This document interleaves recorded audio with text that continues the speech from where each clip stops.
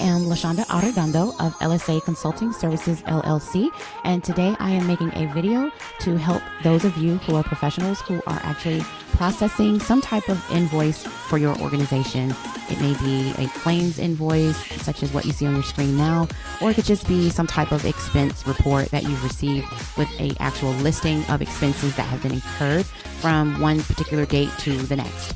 So on my screen, you can actually see a sample file. It's called Weekly Claims, and the date range is January the 5th, 2020 through January the 11th, 2020. And again, this is a sample file of what a typical claims funding invoice would look like in the event that claims were incurred by, let's say, a actual benefit plan, and it needed to be actually funded. My screen is actual, it's fake information. It's not real data. It's information that I completely made up for the purpose of this video and this actual claims example. This would actually be a typical claims file with your group number, member ID, member code, and all the associated information that can help identify which actual employee incurred which actual claim, the date it was incurred, and the actual group number or the umbrella of the organization or the department within the organization the claim was incurred under. So we're going to assume for this example that in the first two digits of the group number, that 15 represent an actual location. And we're going to say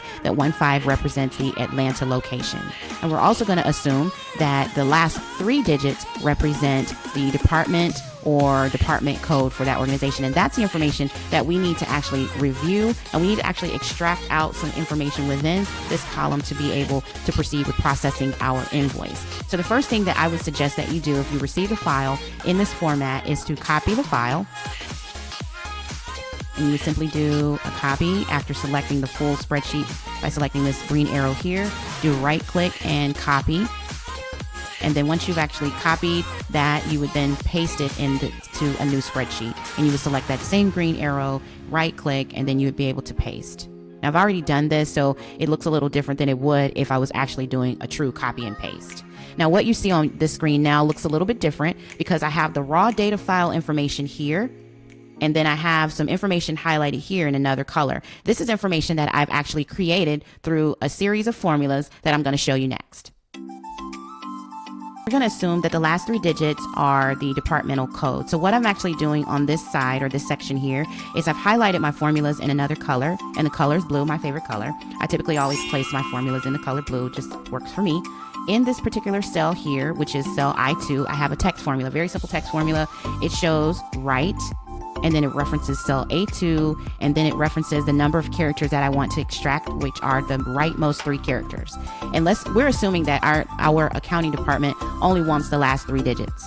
It may not matter. Your accounting department may want something a little different. Your group number, your codes that you're pulling out may look very different from my example, but for my particular example here, I'm going to assume that the accounting department that would have wanted this information would only want the last three digits extracted. And so that's the reason I did this formula here. And again, once the formula is entered, it gives me those last three digits. I can do a quick copy, and then I can paste this entire formula all the way down to the end of my data. Now this particular file is pretty small. It's only 100 records, but for a lot of you professionals, you may be working with files that have thousands of records. So actually going into an HR system and going one by one to confirm this information will take you a considerable amount of time. So the better way to do this is just extract what you need and proceed forward. The extraction of the data that I needed to obtain just the three-digit department code, I'm going to do what's called a copy of that data, and I'm going to actually do a paste into the next cell, or the next column, which is column J. But I need to do the paste in a way that I can actually be able to manipulate the data. So I'm actually going to paste it as a paste special values. And what that actually does is it takes it from a formula. Now it takes it to actual text.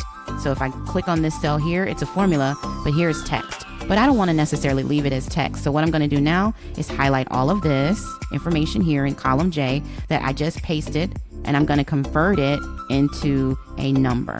And I would have this little sign come up here, and it gives me the option to use this drop down, and now I can convert it into a number. The last column is now showing the actual department name. So I have a quick nested if statement that I created, and as you can see, as you go through the nested if statement, it's basically saying if J2 has the number 696, then I'm going to put the absolute value of accounting and so forth. It goes all the way from J2 680 to payroll, all these different facilities or different departments that it would be necessary to allocate to. And then for if any reason none of these facilities or none of these codes actually presented in my file, then I would put the two actual signs here, and then it would actually leave it as blank.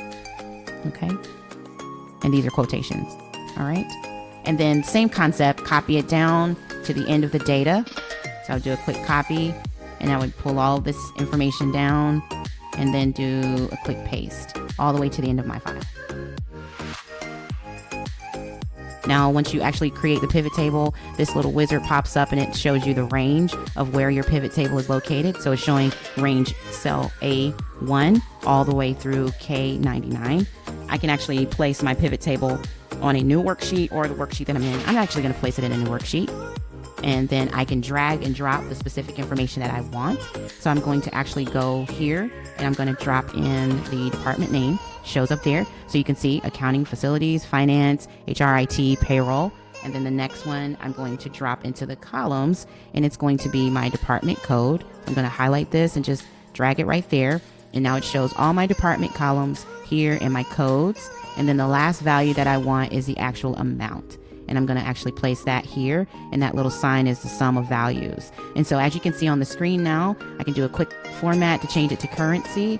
And now I have the information that I need that I would submit to accounting to actually process the actual invoice. Now you can make it look a little bit more fancier with different background information or formatting information, but this is the gist of what accounting would need to be able to know, based on these specific department codes and these specific amounts, how much to actually pay to the vendor. The accounting department may actually have to distribute multiple amounts of money based on the different departments, or they may actually send specific invoices out to the specific departments and have them actually process their own funding back to the vendor. But essentially this process can cut your actual processing time down tremendously, or it could just make it easier and more efficient. You can even go back and check your work. Like for instance, if you're concerned that are my numbers correct, is it all adding up, well, you can check that. So let's look at accounting shows here $147,952.04. I can go back here and I can actually filter on accounting. I've added a filter here, and if I filter on accounting and actually go to the claim amount section, I can actually highlight all of that. And that amount is the same, $147,952.04. So this completes the video today. I hope you were able to learn the information that you can actually use in your own day-to-day processing of invoices or just data files that you have to allocate information to. You can do so very quickly with a few formulas and a pivot table, and then you can be on to something bigger and better for your day. So thank you so much for joining me and listening to me. You can access more information on LSA, Excel Consulting Services, LLC.com.